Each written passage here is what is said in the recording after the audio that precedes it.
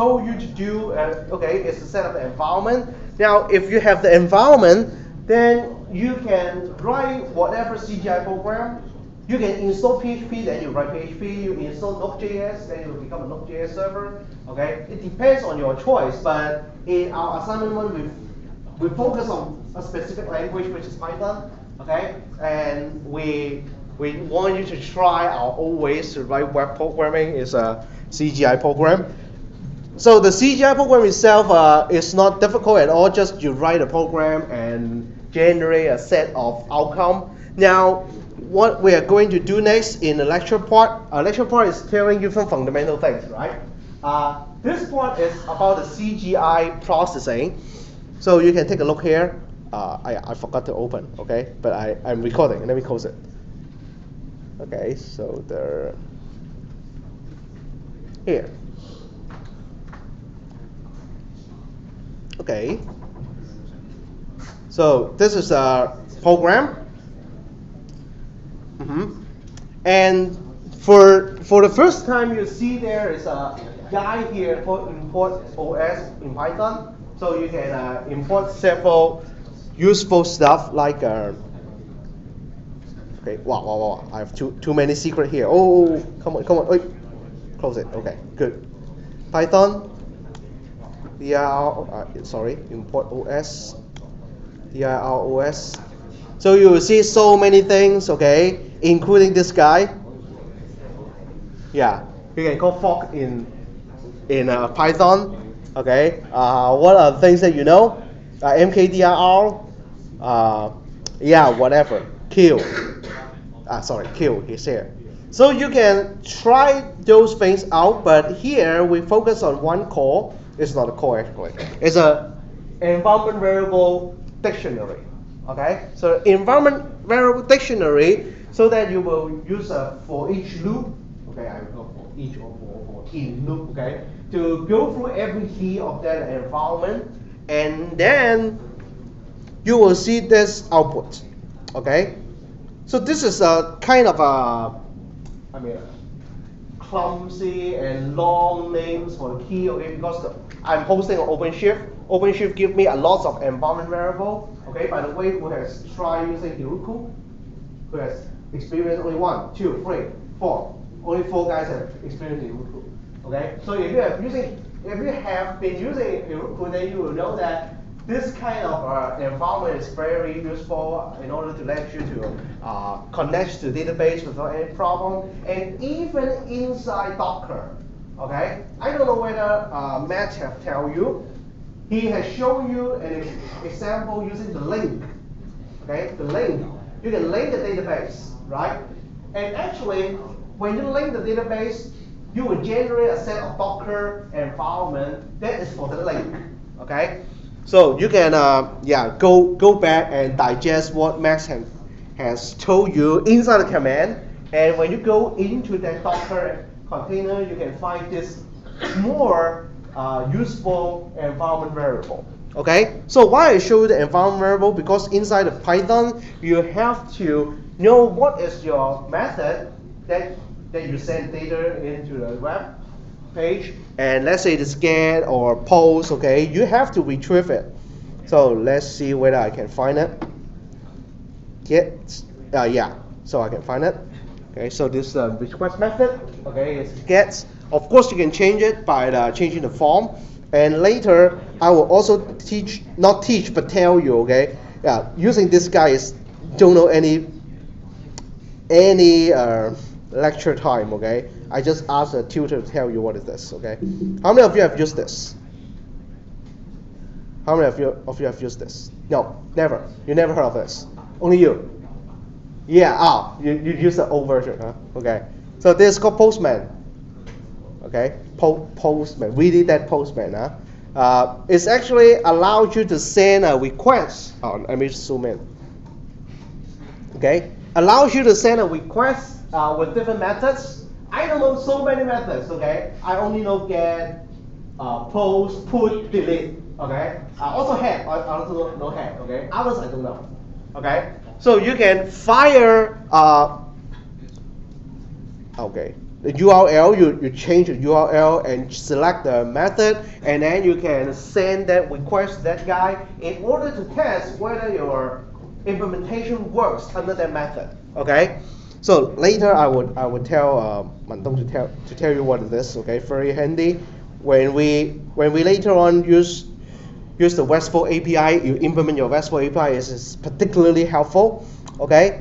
Now, why we want to read this, guys? Okay, because when we go back to the lecture part, okay, you know that we have finished the regular expression part. We know that how to process some pattern. Okay, how to replace pattern.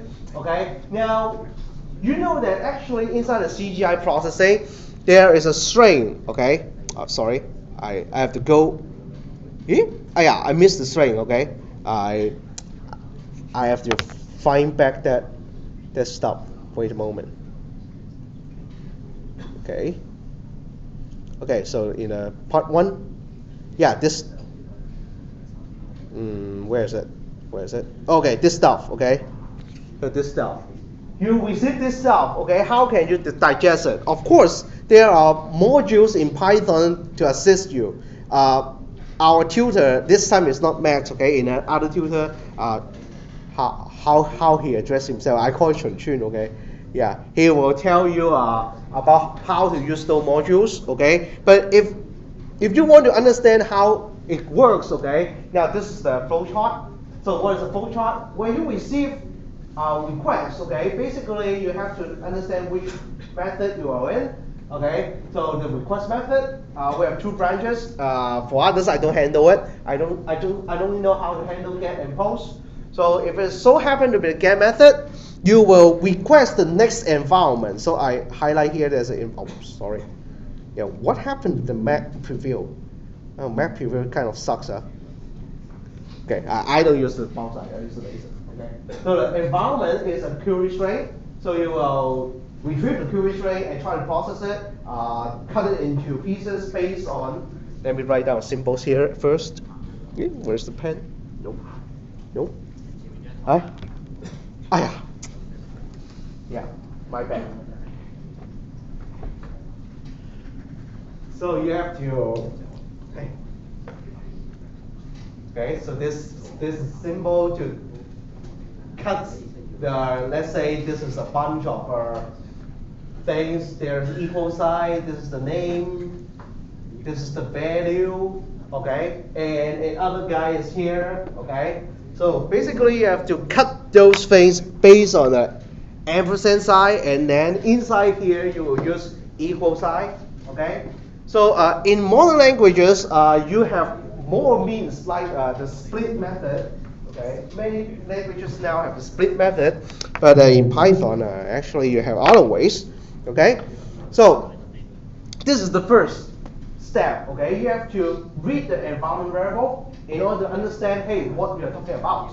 What is the method you're talking about, and how to retrieve the relative data, which corresponding data. The corresponding data is either in the environment variable or inside standard in. Okay. So after you get this piece of data, you can start chopping it. Okay.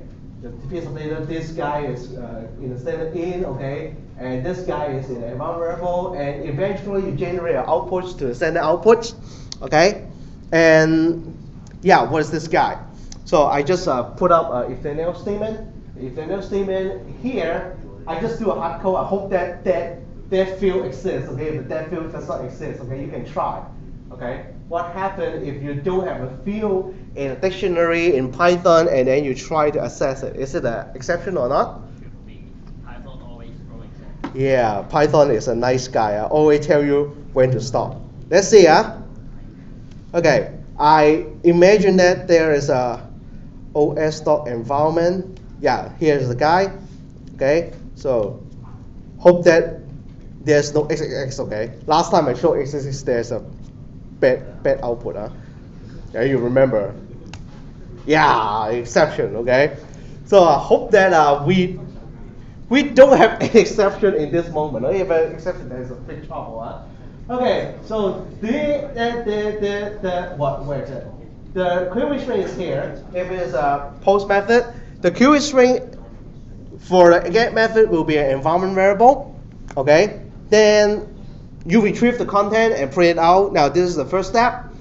You can try, okay, but I don't want to try the intermediate step because it's not interesting at all, okay? So the interesting part is how can you get the two guys and chop it into pieces, okay? So the best part of this design is I want to generate this guy. I want to generate based on a string. You construct a dictionary, and the dictionary, the key will be this guy. I need a pen here. Will be this guy, the key, and this is the value. Now I already write down the value here. Okay, so that you can form a dictionary to read all things. Okay, you will also find other languages like what is it? PHP. PHP is also doing this. It set up a dictionary called what is that? $_get. Okay, or it's underscore. I can't remember. I set them with PHP now. Okay, because PHP really sucks. Okay.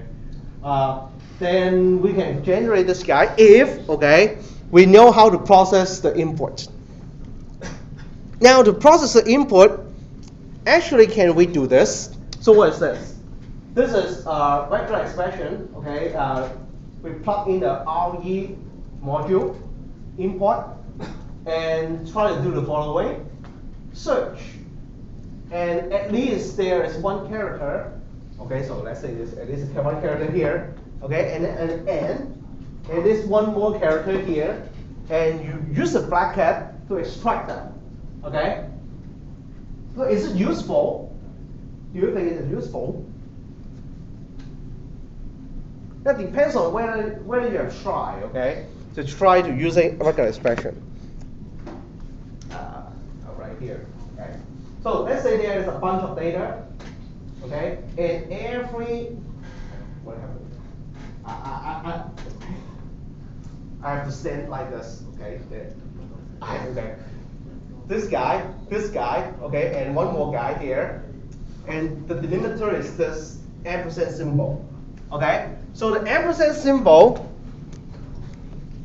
is the delimiter as I written here, right? But whether the vector expression is so smart that it's known that you have different occurrence here, more than one occurrence, 1, 2. It is so clever that it will chop it off with 3 elements as output. It won't. But what is the output? What is the meaning? The meaning is, the vector expression is kind of interesting. Okay.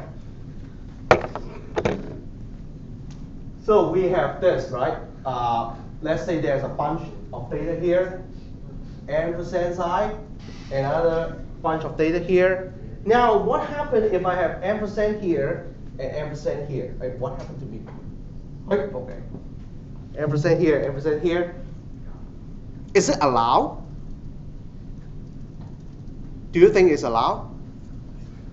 If it's allowed, then let's say I have 3 guys here. We have actually many choices, okay? We have the first choice, no, and then 1. I code them, this guy to 1, this guy go 2, this guy go 3. So here we have 2 and 3.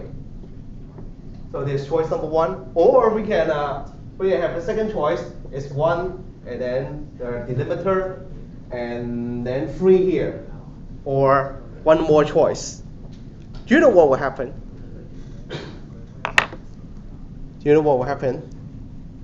Let's try. Okay, so let's set up a string. String equal to A and B and C, okay? So this is the string, I'll put it no problem. Now import the re.search. Okay, so how to use .search? Okay, so like this, right? It will return the mesh object. So I just do the following, dot plus n dot plus. Okay? So by the way, do you understand what is my point? Actually, you cannot predict what is the output if you have 3, but your regular expression want to have 1 in the center. Okay, so yeah, I need something more. The string input, okay, string, and I save this guy called match object. So it's done, no exception, then it's done. Okay, yeah, print it out, something okay. Read this first guy. Oh no, sorry. What is that? Ah yeah, dot group. Okay, I always forgot. Dot group 0. So it's the guy. Okay, it's completely matched. It means I take all data in. Okay. Now what is the first match pattern? So the first match pattern, whether he will get 1 ampersand or not. You get 1. The second one, sorry. Okay. So this is the case if I only have 2 ampersand. So one of the ampersand go to the first guy. Now what if the case is I have 3 ampersand? Okay, so I have 3 ampersand. So what will happen? Okay. So let's see how it reads my input. It said that yeah, I want the entire string. Okay, the entire string, please, I welcome you. So the first guy, the second guy. So what can you say about this? Where do we have the third guy, right? Yeah, we don't have any third guy, right? What can you say about this? Greedy, yeah. Yeah, it's greedy. So it will take as much as data input here on the first match, okay? And then we find that, oh, this is the last ampersand. And here I don't want any ampersand. So you will end up with this output, okay? The 2 and the 1 and the 2. The 2, that means the later match guys, okay, will have no ampersand. So what I'm going to tell you, I want to tell you is that, oh no, sorry, this. Okay, this doesn't work. Okay, this doesn't work. First of all, you can only discover 1 guy, 1 ampersand, and the remaining ampersand is here. Of course, you can write a recursion. Okay, I don't care. Okay, you just write a recursion and try to chop it off from him again, and again. But actually, you don't need it. Okay, yeah, you don't need it. We can use split. Okay, the split also exists in Python, in JavaScript, in what else? Perl is no. Is there any split in other languages? Ruby. Oh, Ruby, yeah, Ruby. Sorry, Ruby also has. Okay, so it is a member of the string object. I consider it as object. Okay, so then you will use string dot split. Okay, in order to split it, and when you split it, it will create a list. Okay, sorry, I shouldn't say an array here. Create a list. Okay, and the list actually is like this. I have a string like this, right? String dot split. Now this time the split is not a regular expression, just a key, and then it will become a list. Okay, so simple. So you can split it off and create a set of guys here, and because our input look like this, so you will split again. This time is split over equal sign, and then you can continue to do the following. What is that? It's a replacing. I don't know whether you have seen this before. The plus sign. I can only use Google. Okay. Google. I don't know. Let's do this. Okay. I searched for something before. Okay. And this plus sign is actually the space. Okay. Oh, by the way, I am not selling this program. Okay. I'm selling this autocomplete. Okay. There's a Google engineer who tell me that yeah, this is my work. Okay. He write this autocomplete. Okay. He is one of our computer engineering alumni. Hasn't write this. Yeah, hasn't write this. Write means improve. Okay. He is not the one who started this. Okay. Yeah. So yeah, this is one of our CHK work. Okay, CHK students work. Here is continuing what we are going to do. We will transform every plus sign. What is more is, what is this guy, okay? This guy is, we are going to conquer this guy.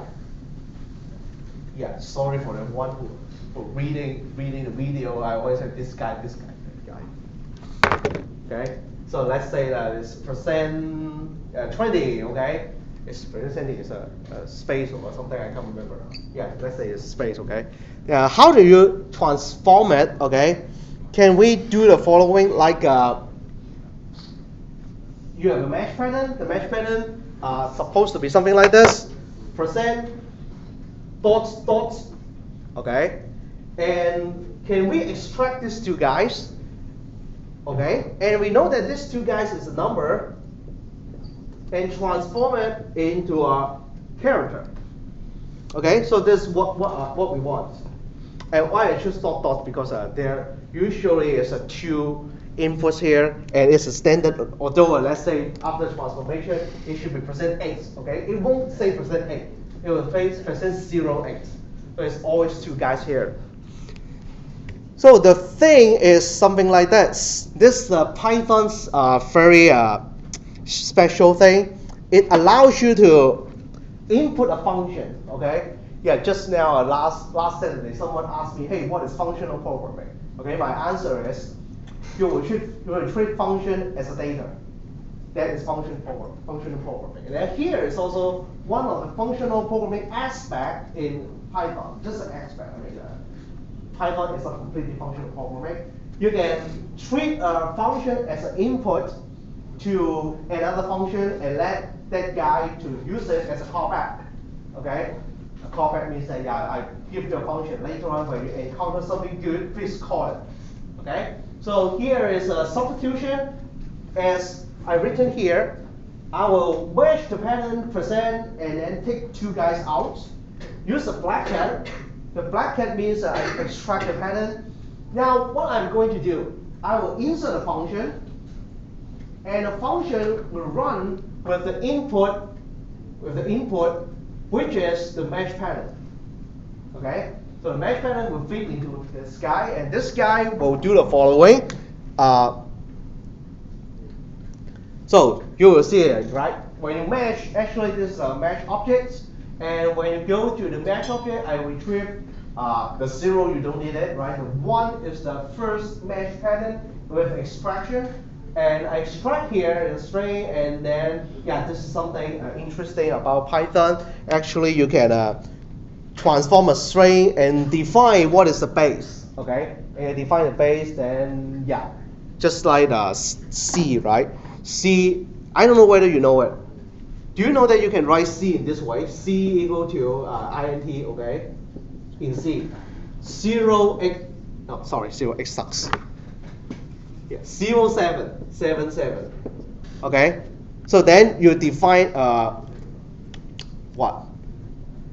What is the base? Do you know? You are changing base right now? This is the base x. Okay, it's the base x number. If you have a leading 0, okay. In Python, it is more powerful that you can define the space by yourself, okay, by doing the transformation from a string to a number. And at last, there is a function. This is a very common function. I found that this is existing in many languages. CHR, give a numeric value, just like cast into a character and become a character. Okay, so this is the work here in transforming this percent blah blah into the ASCII character. Okay, then this link, I get it wrong, okay, because we transform our entire web system from CHK network to AWS. This link is down, okay. Actually, I just want you to try the following. Let's say, I don't know whether you have heard of it or not, okay. Let's say we have a web page, okay, and there is a test area. Let's say it's like this. let's say it's like this, has a test area, allows you to do the following, type something, okay, or even allows you to type something like this. Okay, so in other languages there are many handy transformation, okay, but in Python it's actually requires to do some manual efforts. So what are the manual efforts? First of all, if you allow someone to type in something in the test area and then you put it into, let's say, your page content, then this H1 will be effective. Okay? So actually, usually we will do the following. We will translate this guy. Okay, sorry. Okay, so we will translate this guy into less than. Okay, this guy into greater than. Okay, so can you write regular expression to do this? Okay, without using any functions. Okay, there are a lot of functions doing that. Okay. And why we need to do it, later on when we teach JavaScript, actually, if you allow someone to enter something like this inside your test area and submit to you, let's say that you allow me to type something like this and post it in your newsfeed in Facebook, then it will be a disaster. Okay, you don't understand what I mean. Okay, I will do this. Okay. Hey, come on. Oh. Okay, let's say I want to do this.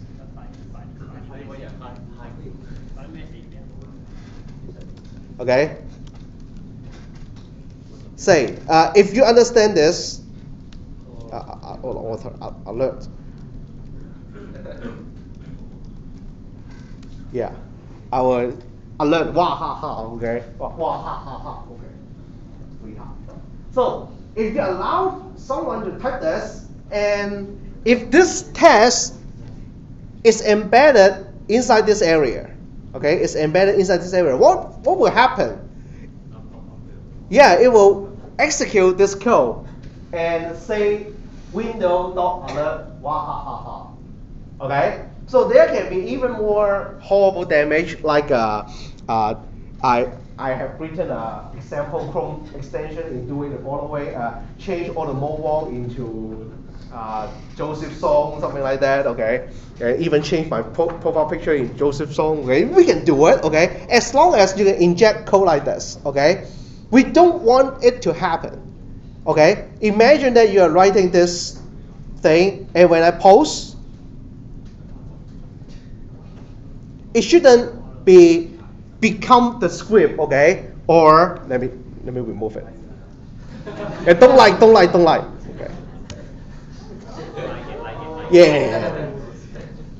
Okay, you guys write such a system, okay? Yeah, I don't care. So basically, when you input this thing in the database of Facebook, it should become something like this.